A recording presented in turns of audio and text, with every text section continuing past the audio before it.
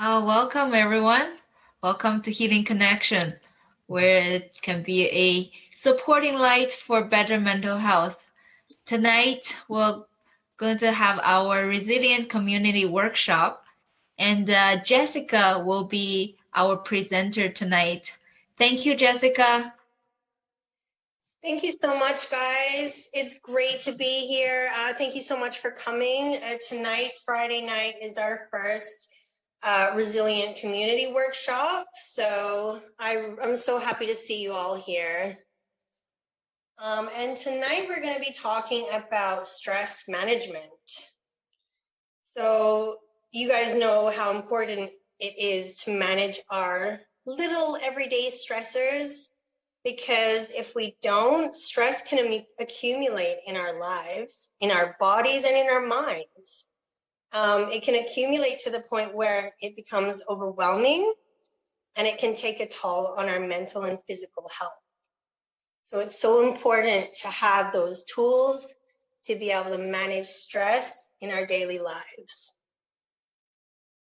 So I have a quote here from a guy called William Shakespeare. You may have heard of him. He was a pretty famous poet back in the day, playwriter. This quote came from the play Hamlet. So it says, "There is nothing good or bad, but thinking makes it so." So I like that quote. What do you guys think about that quote? What do you make of that quote? Natisha, what do you think that quote means to you? There's nothing good or bad, but thinking makes it so. It's sort of saying that, like, initially in the first sight, I guess, it's not good or bad until you start thinking about it, and then it's like, then you would decide if it's good or bad.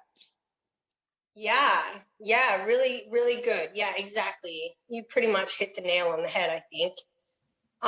So like basically anything that happens to you, or, anything really in the world, it's not really inherently good or inherently bad, but it's all about what you perceive it to be. It's all inside you. If you think it's bad, then it's bad. It's bad for you. If you think it's good for you. It's all your own kind of, and someone who might see something as good, another person might see that same thing as bad, Yeah. Can I share something, Jessica? Yes. So, with the quote you mentioned, it reminded me of another quote from Marcus Aurelius. He said, happiness of life depends on the quality of your thoughts. So just thinking, wow, like how we think, the quality of our state of mind just can determine the happiness level we are in. Yeah, So just exactly. amazing. I really like that quote, Angela. Thank you for sharing that.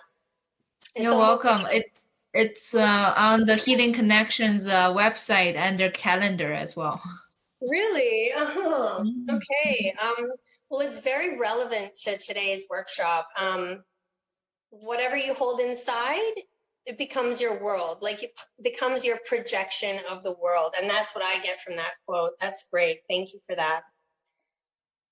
So the purpose of today's workshop is to educate by providing the knowledge and the tools so that we can confidently tackle stress, to strengthen by providing the tools to strengthen our support networks and relationships, and to empower by instilling the confidence within each of us that is needed to overcome stressful situations. So I hope that we can take something away from this workshop. So what is stress, guys? Is it physical, is it mental, or is it emotional, or is it like a combination of these three things? What do you guys think? I think it's a psychosocial. I think it's biological. I think it's social aspects. Yeah, exactly. What did you say? Biopsychosocial. That's exactly. Yes. I believe so too. Because if we look at stress and its treatment as well through the biopsychosocial model, we can catch everything, I think. You know, in order to treat it as optimally as possible, we need to see it through these these different scopes. So the bio part of the model would be the physical part of our brain and body, like the neural pathways, chemicals and hormones like cortisol, maybe. Like cortisol, another name for cortisol is the stress hormone. So that's a biological thing that plays a huge role in stress. The psycho part of the model would be the psychological part of the model. So that would cover like thought processes, learned behaviors, like what's going on in our minds. And the social part of that model would be like our interactions, our relationships, home, family, our environment, society, our values and our beliefs, and even our past and our present. So yeah, like if we look at all these things, we won't miss anything in terms of like what possibly is causing our stress or and how to treat it as well. So yeah, that's great, Sean. Thank you. Yeah, so in order to treat symptoms of stress and find the coping mechanisms that work best for us for dealing with it, we have to understand the process of how it impacts us physically, mentally, and emotionally. So one of the earliest formal definitions of stress was, there's two definitions up here on the screen. The first one is a force which induces distress or strain upon both the emotional and physical makeup. And then we have short and sweet, any challenge to homeostasis. So homeostasis, as you guys probably know, is the body's internal sense of balance. So it's your body's natural mechanism that it goes through to bring your body back to a balanced state. And your body is always just continuously trying to be in this balanced state of homeostasis. So yeah, so these definitions of stress were actually given in 1949 by medical practitioners at a conference on life, stress, and heart disease. And this conference was actually the first time it was formally recognized by medical practitioners that chronic stress is correlated with disease. So that was in 1949. Oh, yes. Yeah, so there's two types of stress. There's good stress and there's bad stress. So good stress is called eustress, and it's very natural. It's a very natural process that has been part of our genetic makeup and our everything. Like it's evolved with us since the dawn of the time, beginning of the human race. And it's so natural. It's been responsible for our very survival. And it's evolved with us, and we still have this now. I mean, things are a little bit different now in 2021. We stress over different things, like, traffic jams and being late for work. We don't have the saber-toothed tiger chasing after us anymore, which is probably a good thing. But our stress responses are exactly the same. If we're stressed because of a traffic jam, or if we're stressed because of a saber-toothed tiger, that stress response is exactly the same. And it's protected us, and it's kept us relatively safe throughout the history of the human race. So yeah, this eustress is natural, it's healthy. And by healthy, I mean like it doesn't have a long-term or detrimental effect on mental or physical health. So it's responsible for our growth. And by growth, I mean like our spiritual growth, I guess. It motivates us to keep moving forward and keep being better and doing better and passing those exams and getting that diploma, all of that stuff. And eustress is generally temporary. So once the stressor has been removed from your life, the stress also is removed from your life.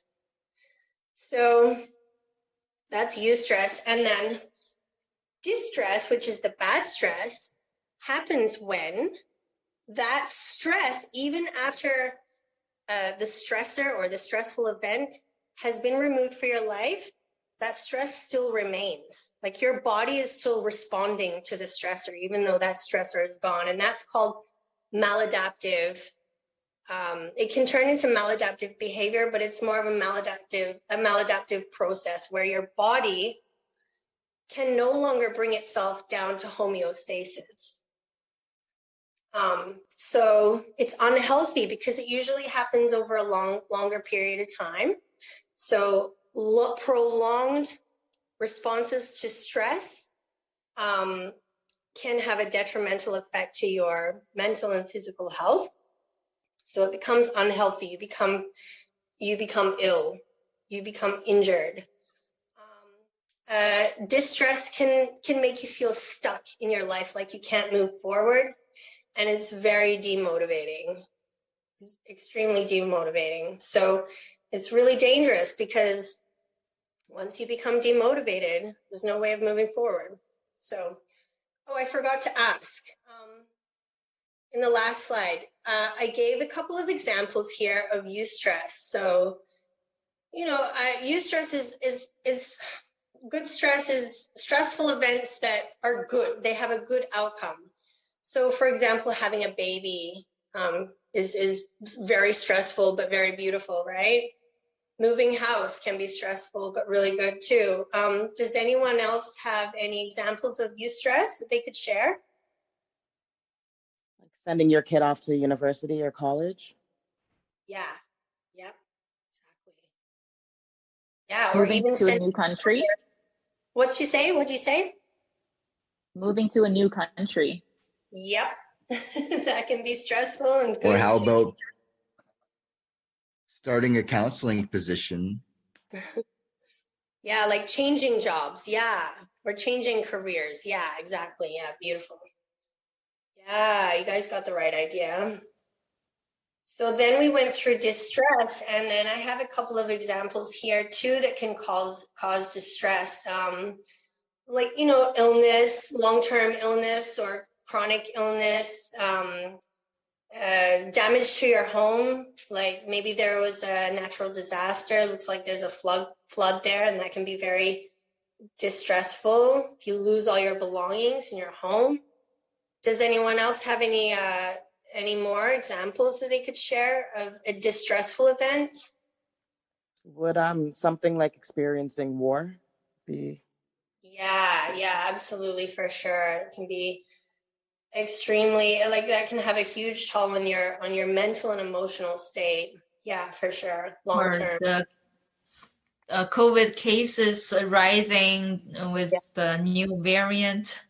Oh God, yes. And especially if you know anyone, or if there's someone close to you who have experienced firsthand coming down with COVID, or heaven forbid, even losing someone to COVID, like, it's a very stressful time. Yeah, nothing good coming out of that, that's for sure.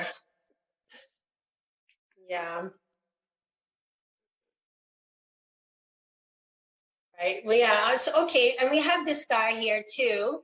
I'm not going to leave this picture up very, very long because I know there might be some people in this group that feel uncomfortable at the sight of it, or maybe even have a phobia of spiders. That would be arachnophobia. So I just wanted to put it up there just to show you that, there's another example, and I'm going to use that example in this slide here. So this is just a little diagram of how the kind of stressful response happens in your body and your brain, and then how your body goes back to homeostasis after that, and then what happens if it doesn't. So let's use the spider as an example. So here we have a perceived stressor. So our perceived stressor is that spider.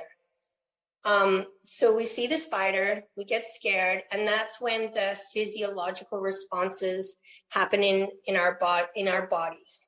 So when the physiological responses to that stressor, that spider, begin to happen, that's called allostasis. And that's when our heart rate starts going up, our breathing rate starts becoming faster, maybe we start to sweat, maybe when we feel nauseous, like our muscles tense up, you know, all those things that happen in our bodies. And that's called allostasis. And then adaptation is the bringing it to, is our bodies, what is it? Our body's process of bringing us down again to homeostasis, bringing us down to that balanced state again, and that's adaptation. So that's when our body starts to slow down again, our breathing starts to slow down again, we start to relax, and that's called that's coming back down to homeostasis, and that's the adaptation.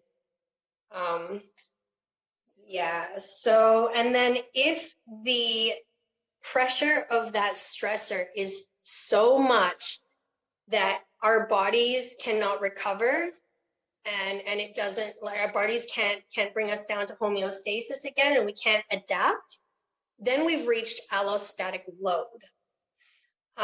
So an allostatic load can also happen when our bodies, you know, over long term, like if we experience stress over a long period of time, or if there's some kind of maladaptive process in our bodies where there's some kind of problem that we need to look closer at.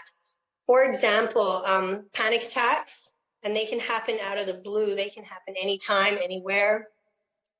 And that's kind of like a maladaptive process in your body. Another example could be PTSD, post-traumatic stress disorder.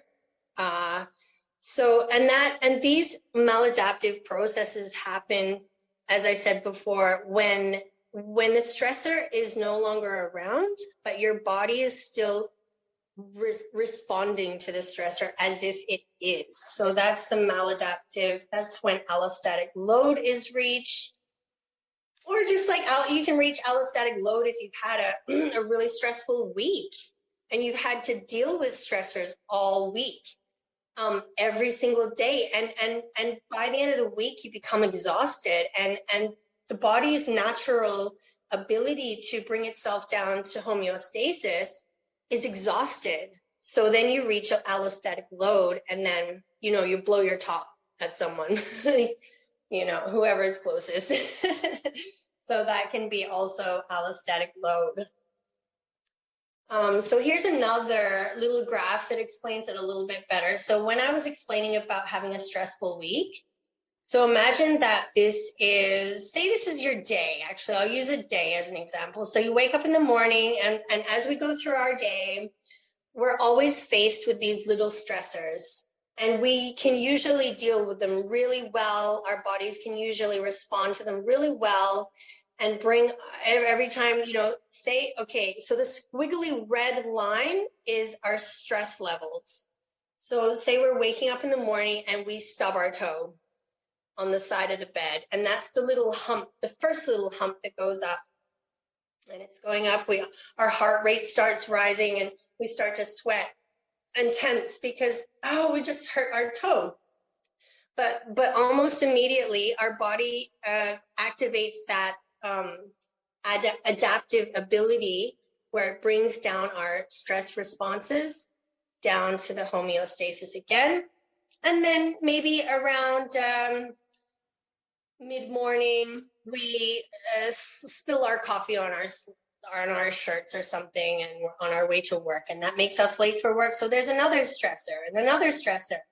And throughout the day, we're facing these little stressors, and every time we face a stressor, our body brings us down again to homeostasis. Not quite down to that line, though. It's going up a little bit more every time. By the end of the day, we're tired. We're exhausted. Our body is almost used up its whole ability to naturally be able to bring ourselves down to that homeostasis. So one last thing happens. We walk through the door after work and someone runs up to us and says, Mommy, my snow pants ripped. I can't wear them to school tomorrow. Or whatever. And that's it. That's it. Our body has exhausted its ability to bring that stress level down to homeostasis. So that's just a little example of how allostasis, which is your body's stress response, and homeostasis, which is your body's balance again, that works in our bodies. So yeah. So the consequences, as you know, there's many consequences of stress. And there's depression, anxiety, brain fog, and there's many more than this. These are just a few things. It can cause memory problems, autoimmune dysfunction or diseases, sleep problems, digestive problems, skin and scalp conditions, body aches and pains. And the unfortunate thing is that once we do feel these things, just having these things causes more stress. So it becomes a negative cycle. And that's why it's so important to deal with stress as much as we possibly can so that we don't get into that negative cycle of seeing these things in ourselves and then becoming stressed about these things, and that just feeds into our cycle of stress. Yeah. So chronic stress may be caused by internal forces or external forces. So some examples of internal forces can be a sense of control. So that would be a sense of control over the situation itself. So if you perceive to have a sense of control over the stressful situation, then it won't be as stressful. If you think you can control it, it won't be as stressful, right? You can control the outcome. But if you feel like you lack control over the situation, it'll be more stressful. Self-efficacy. So that is basically your own perception of whether you can get through the situation and come out the other side and you're okay.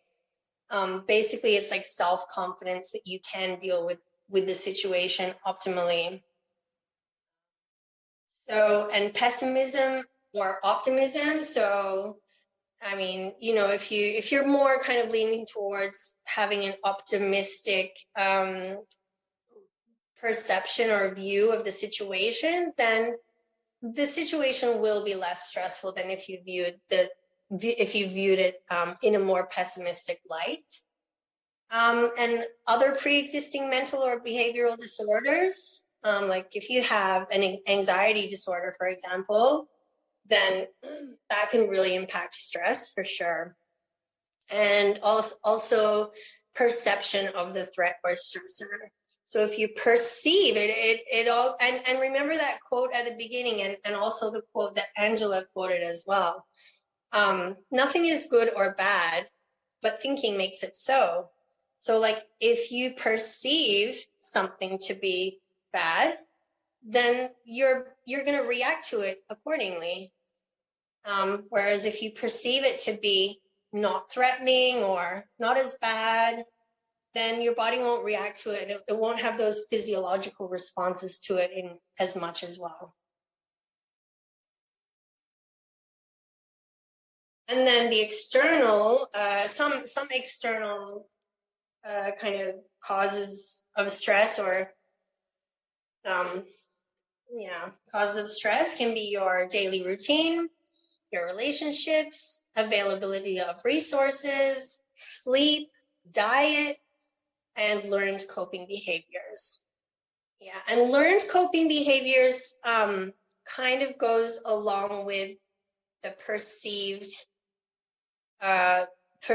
view of the stressor. It kind of goes hand in hand because we learn our coping behaviors based on our own perception of the situation or the stressor. So like if we go back to the spider, you guys remember the spider? Sorry to bring you back there again. But many people understandably are afraid of spiders, but arachnophobia, and if you know phobia, the word phobia means an extreme or irrational fear. So arachnophobia, I mean, I understand why people have extreme fear of spiders, but it's irrational because they're not, yeah, I don't know. It's all about how you see them. For me, I grew up in Australia. So those things, and that was a big spider you saw in the picture, right? Those things were my friends. Those things were my family members. We let them in our house because it was very hot there, and they used to come into the house where it was a little bit cooler, and they were looking for water. So my mom and I would leave water out for them in little bottle caps on the floor, so that they, because we'd find them in our sink or in the bathtub or something. So we'd leave them water because, they're just trying to survive too. So it's all about how you perceive something. Like assumingly, you guys perceive spiders to be scary, whereas I don't. Just because I was raised with spiders, so it's all about how you perceive. And then the learned coping behaviors occur as a result of your perception of something. So, Amina, what would you do if you saw a spider right now? How would you cope? What's your behavior? I'm not sure how I would cope, but I know how I would react. I would it's definitely a stressor. I'd probably let out a little yelp or scream or something. I'll definitely tense up. I'll probably run, so yeah, that's definitely what it is. And then to cope with it, I guess, I hate to say it, maybe kill it or just brush it somewhere, like brush it outside or something. I would try to brush it outside. I don't like killing things, but yeah. I mean, push come to shove, I probably would. So that's not good. but just that fear, that stress would make, like, my instinct would be maybe to like stomp it. But that's a pretty big spider, so I know I'm running. That's for sure. Yeah, for sure.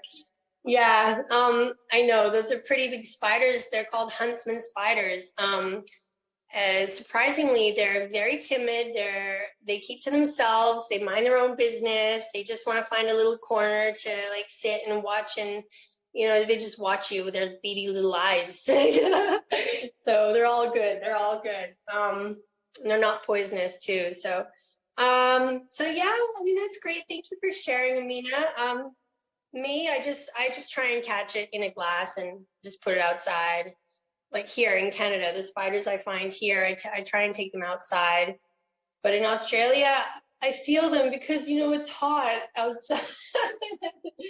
So we just let them stay. But yeah, so there you go.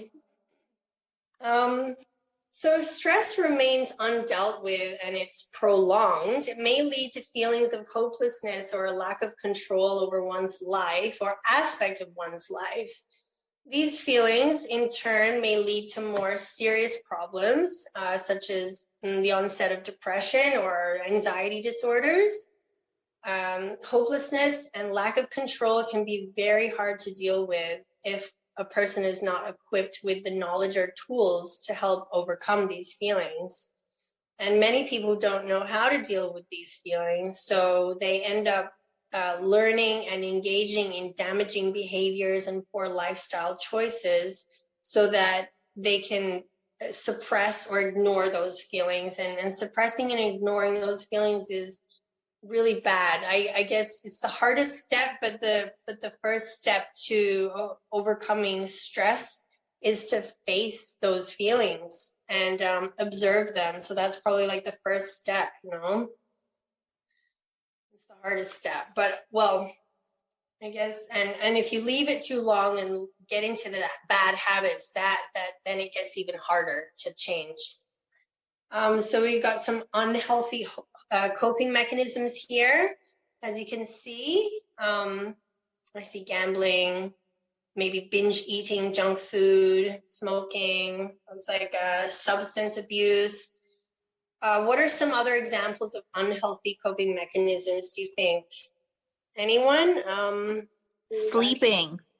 Sleeping? Yep. Well, okay. Well, I mean, so yeah. You just sleep your problems away. Yeah, I guess if you're sleeping too much, because like sleep is really important for health as well. But I guess, like too much of anything is not a good thing, right? So if you are sleeping kind of more than like 9, 10, 11 hours a day, I guess, yeah. Working. Catastrophizing, like, if you're always catastrophizing things and making them seem worse than they are. Yeah. That's not really. Victimizing yourself. My daughter's here. She was listening. She said, she says, avoiding people. Okay. So like if you Even avoiding the issue altogether. Yeah. So if you have anxiety or something that's mixed with stress, just avoiding certain situations altogether. So you're not really facing anything. You're just kind of shoving it under the rug. Yeah, avoidance is a really common unhealthy coping mechanism that a lot of people do. And it's easy to do that. It's really easy to do it. But in the long run, it makes things harder for you, because when you do have to face someone or whatever the problem is, it makes it so much easier. I mean, harder, sorry. Yeah. What else do you guys think? How about like binge watching Netflix? I know I've done that. So I was gonna say something like misdirecting your stress. So like maybe being an abuser, like or lashing out in different ways. Maybe turning to sex or turning to drugs. Yeah, like unhealthy behavior. Because these things can turn into addictions, and that's the danger of them too. Blaming others as well is a bad one. Yeah, just like blaming everyone around you, like not taking responsibility maybe. What about being antisocial? Yeah. On purpose. Definitely. It's part of avoidance, I guess. Yeah. Yeah, I was just gonna say that's a part of like avoidance. Yeah, avoidance behavior. And then here we have some healthy coping mechanisms. So, improving your diet, spending time in nature, exercising, meditating, taking a bath. Guy looks like he's reading a book, but that could be like anything you enjoy, like taking up a hobby. What else do you guys think could be a healthy coping mechanism? Those adult coloring books. Yeah, I love those. I literally just did one. I think we discussed finding a hobby or anything that you enjoy doing. Obviously not too much of anything, but like in, a balanced way. Yeah. How do you know though, like where do you draw the line? Like when you do find something that you really enjoy, like how do you know you're doing it too much or like Well, if it starts to affect your daily life, like your physical, mental, emotional, like if it just becomes too much and it's affecting you in a negative way, or family members or loved ones or people around you. Okay, yeah, for sure. Like if it well, for me, like art, I love art. To do art, I really get a huge relief from doing art. But and sometimes I find myself I haven't done this in a while, but when I've really got into it in the past, and like I end up like looking at the clock and I've done it all day, and I'm like, oh my god, like I've got other things that I need to do. So maybe that was a little too much, but. So doing things in moderation. Yeah, like setting a time for them, maybe making a schedule. What else do we got in for healthy mechanisms? Like talking to someone, talking to a friend or a loved one really helps for coping with stress. It's so important. I cannot even emphasize how important it is to have a strong support network, even if it's just one person. We all need someone to talk to when we need. Like, they don't have to give us any advice or like say anything. It's so important to have someone to lend their ears and maybe a shoulder to lean on. So it's really important to develop healthy relationships, and that could be with a friend or your partner or a family member, a parent, a daughter, a son, a neighbor, anyone, or anyone in like a group that you share an interest with, or anyone that you do a class with, anyone. So I can't stress that enough. Yeah. Oh, and sleep. Sleep is the other thing. I mean, everyone always talks about eating healthy and having a healthy exercise regime, but sleep is so underrated. I think that, in my opinion and in my experience, sleep has saved my life. And I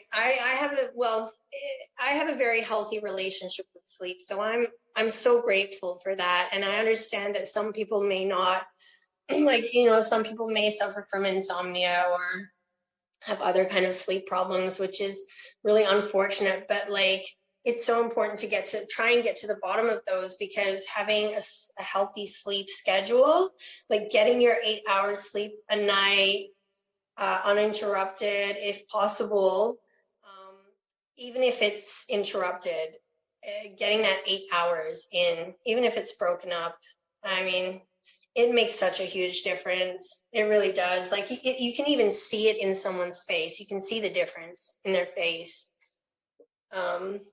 So sleep is really important, not just for me, but for everyone. So yeah, in order to optimally deal with the daily stressors in our lives, as well as that caused by bigger or more unusual stressful events, it helps to create a plan to follow, a step-by-step plan. And this could begin with identifying the stressors in your life and the situations that you should avoid, so that you're able to reduce stress if you do encounter these things. And then it allows for ideas for coping mechanisms and ways to manage undesirable situations that can't be avoided. So this plan or this outline may include a schedule for you to create, which also takes into account your work and other things that you have to do during the day. But you can put in like your exercise, a nice morning routine. It's always nice to have healthy sleep routines, a healthy eating schedule, and maybe even like a journal entry. Writing a journal kind of on a regular basis is also really good too. It could benefit you to, write down any thoughts or emotions that you may want to be aware of.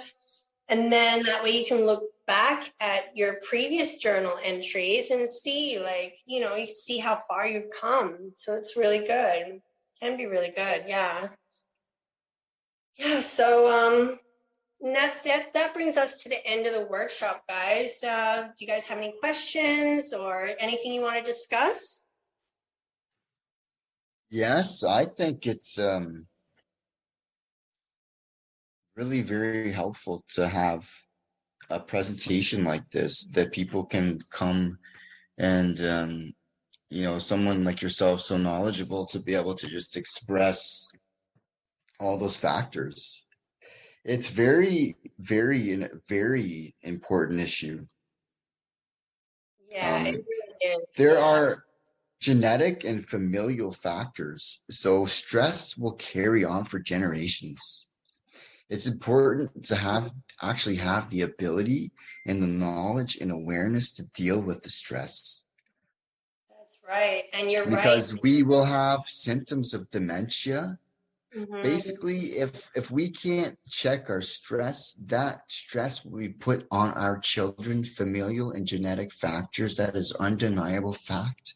And if that type of thing continues to happen into the future, we're going to have problems like a massive dementia, like on a massive scale. Like just picture humankind becoming zombies. And it's so easy to get overcome by the stress, even being in a deficiency of sleep, and you're not getting the right amount of sleep per evening. And Oh yeah. yeah, just very, very well. Yeah. Yeah, sleep deficiency is tied to dementia too, and Alzheimer's too, I think. Yeah, you're right, Sean. And that intergenerational trauma is a huge thing as well. Like you said, Sean, like it can be passed down generations. So that's why, I mean, I think a lot of people don't realize how important stress management is, not just for yourself, but for your children, everyone. Yeah, especially for parents who just like always go, take care of the family, take care of the kids, and then lack of a self-care, and end up just being so tired of tired from exhaustion. That's really helpful. Just need to rebalance, and if you are exhausted, like if you feel so exhausted, then just need to come back to that homeostasis. Yeah, and that's where self-care comes in, and it's so important because you need to take a break. Like if you're having all these little stressors and everything builds, like everything stacks on top of each other, and like you need to take care of yourself because your body does get exhausted. Like and then all of a sudden, like the smallest thing will happen and you'll blow your top, and everyone will be like, I just dropped a spoon. Like Amina, you have your hand up. I was just gonna say, like what I got from your presentation, just in general, like for me, what I got from it is like life is what you make it. Like life is how you live it. I feel like the more you work at keeping that homeostasis and keeping that balance and outlook, and like in your everyday life, from you wake up in the morning till you go to bed, but having that positive outlook on life can determine how you're gonna deal with life and stresses. So Yeah. I believe I believe very much in like the law of attraction. What you put out is what you'll get. So just yeah, life is what you make it. Life is how you live it, and like it's within you. You know, you have a lot more control than you think. You don't have to stay. Oops, sorry. You don't have to stay in that that negative space. Cycle. Yeah, exactly. And I really do believe that too, Amina, that life is what you make it. Yeah, for sure. I really believe that. Thank you. Mhm. Thank you. Anyone else? Well, I really appreciate you guys coming. Thank you so, so much for coming. I know it's Friday night and you guys probably want to, we've had a long, busy week and you guys probably all want to be just chilling on the couch watching Netflix right now because I know I do, but I really appreciate you guys coming. Thank you so much. Yeah, this is great. Thank you, Jessica. So I'm so glad everyone is able to make it tonight. You can hear from her throat. Maybe she had some discomfort in her throat, but she made it.